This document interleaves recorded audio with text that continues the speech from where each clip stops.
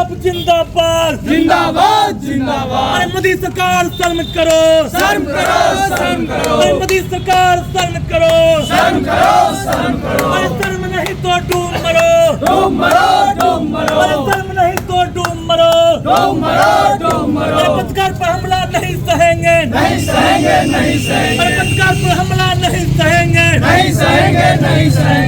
केंद्र सरकार के विरुद्ध नाराजगी। मोदी जी ने हर साल 2 करोड़ रोजगार का वादा किया और देश के अंदर बेरोजगारों की लंबी फौज खड़ी कर दी। जब से वह सत्ता में आए हैं, किसान, मजदूर, छात्र, नौजवान अपने सवाल पर सड़क पर उतरे। यहाँ तक इस देश की सुरक्षा करने वाले मिलिट्री की बहाली भी ठेके पर करके इस देश के मिलिट्री और सेना के भविष्य के साथ भद्दा मजाक करने का काम किया।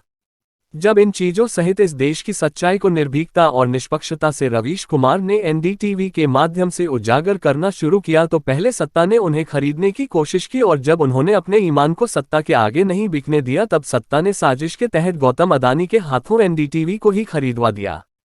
इस तरह का लोकतंत्र के चौथे स्तंभ को खरीदने की घृणित घटना साफ जाहिर करता है कि देश का लोकतंत्र खतरे में है। इस देश के लोकतंत्र को बचाने के लिए छात्र युवाओं को एकत्रित होना पड़ेगा और गांव-गांव जाकर रवीश कुमार के समर्थन में जनता को जानकारी देना पड़ेगा। उपर्युक्त बातें कैंटीन चौक पर ऑल इंडिया स्टूडेंट्स फेडरेशन के द्वारा आयोजित निर्भीक और निष्पक्ष पत्रकार रवीश कुमार के समर्थन में और अडानी मोदी के विरोध में हो रहे प्रदर्शन के दौरान छात्रों को संबोधित करते हुए एआईएसएफ के राज्य अध्यक्ष अमीन हमजा ने कहा। उन्होंने कहा कि जिस लोकतंत्र के तहत मोदी जी सत्ता में आए हैं, सत्ता में आने के बाद उसी लोकतंत्र पर हमला करके उसे तार-तार कर रहे हैं। सभा को संबोधित करते हुए संगठन के जिला अध्यक्ष अमरेश कुमार ने कहा कि मोदी जी सत्ता का दुरुपयोग करके इस देश के लोकतंत्र को खत्म करना चाहते हैं। यह उदाहरण एनडीटीवी को खरीदने से लेकर मिलिट्री का ठेकाकरण है।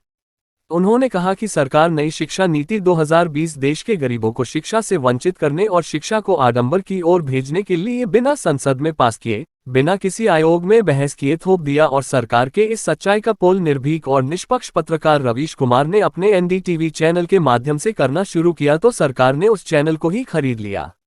उन्होंने कहा कि सरकार पूंजीपतियों से सांठगांठ करके देश के गरीबों पर जुल्म कर रही है।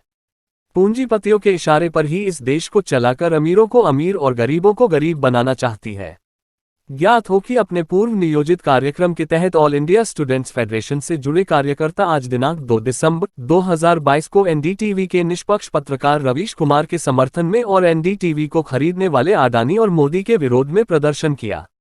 इससे पहले छात्रों का क्रांतिकारी जत्था ताइक्वांडो के अंतर्राष्ट्रीय खिलाड़ी एवं एआईएसएफ के जिला उपाध्यक्ष कैसर रेहान तथा ललित नारायण मिथिला विश्वविद्यालय संयोजक किशोर कुमार के नेतृत्व में नवाब चौक से अपने क्रांतिकारी जत्थे के साथ रवीश कुमार जिंदाबाद, निष्पक्ष और निर्भीक पत्रकार रवीश कुमार को क्रांतिकारी लाल सलाम, मोदी अदानी हाय हाय, मोदी अदानी शर्म करो, लोकतंत्र के चौथे स्तंभ मीडिया को कलंकित करना बंद करो सहित गगनभेदी नारे लगाते हुए कैंटीन चौक पर पहुंचा और सभा में तब्दील हो गया। सभा की अध्यक्षता जिला अध्यक्ष अमरेश कुमार कर रहे थे। कार्यक्रम के दौरान एआईएसएफ के जिला संयुक्त सचिव विवेक कुमार, खेल जिला संयोजक मधुकर कुमार, अंकित कुमार, मनीष कुमार, बसंत कुमार, विपिन कुमार, सत्यम कुमार, अनंत कुमार, राजीव कुमार, सनी कुमार इत्यादि थे।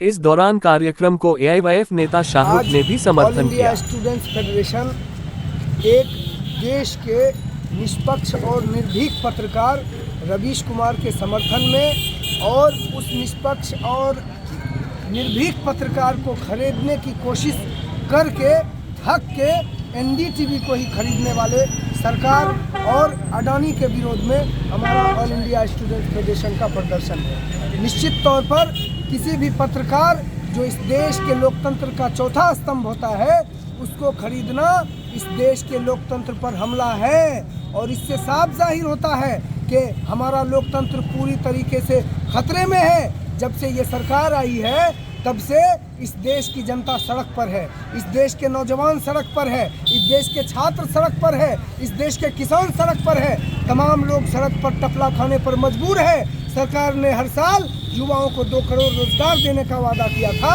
और 2 करोड़ रोजगार के हिसाब से अभी तक इस देश के नौजवानों को 16 से 17 करोड़ रोजगार मिल जाना चाहिए था। लेकिन रोजगार की स्थिति ये है कि बेरोजगारों की एक लंबी फौज हमारे देश के अंदर खड़ी है, किसान सड़क पर हैं। जब इन्हीं चीज़ों को जब निर्भीक और निष्पक्ष पत्रकार अपने एनडीटीवी के माध्यम से रवीश कुमार दिखा रहे थे, टेलीकास्ट कर रहे थे, इस देश की जनता को दिखा रहे थे, तो सरकार ने एक साजिश के तहत पहले तो निर्भीक और निष्पक्ष पत्रकार रवीश कुमार को खरीदने की कोशिश की। जब वो नहीं खरीदाए, जब वो अपने निर्भीकता पर अटल रहे, अपने निष्पक्षता पर अटल रहे और अपने ईमान को नहीं बेचा, तब उन्होंने पूंजीपतियों से साठगांठ करके अडानी के हाथों एनडीटीवी को ही खरीदवा दिया।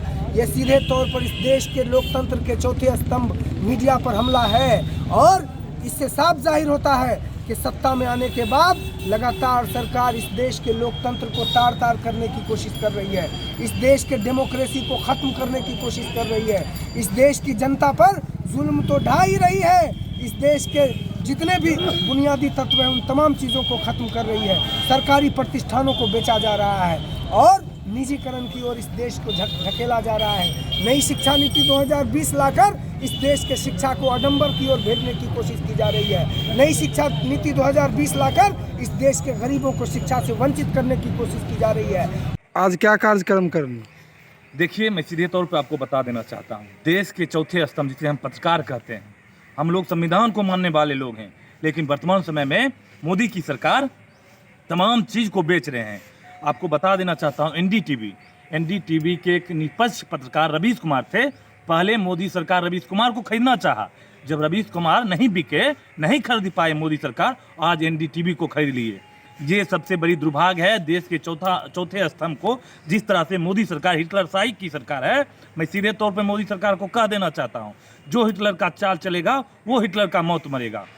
जिस तरह से रवीश कुमार छात्र, नौजवान, गरीब, मजदूर, आम आवाम का जो जमीन से उठाकर बात करते थे, आज उन्हीं को आवाज़ को दबाने की कोशिश कर रहे हैं। लेकिन हमारा संगठन ऑल इंडिया स्टूडेंट फेडरेशन आज बेगूसराय में आंदोलन किया है। आने वाले दिनों में पूरे देश भर में रवीश कुमार के समर्थन में आंदोलन करेगा और रवीश कुमार का जो अधिकार है, जो उनका आम आवाम का आवाज़ है, वो निश्चित तौर पे आने वाले दिनों में रवीश कुमार लगातार चाहे एनडीटीवी में रहें या ना रहें, निश्चित तौर पे उनका आवाज़ पूरे देश के छात्र नौजवानों को दिल में बसे हैं और हम लोग तमाम लोग छात्र नौजवान लोग रवीश कुमार के साथ हैं। रवीश कुमार, तुम संघर्ष करो, हम तुम्हारे साथ हैं।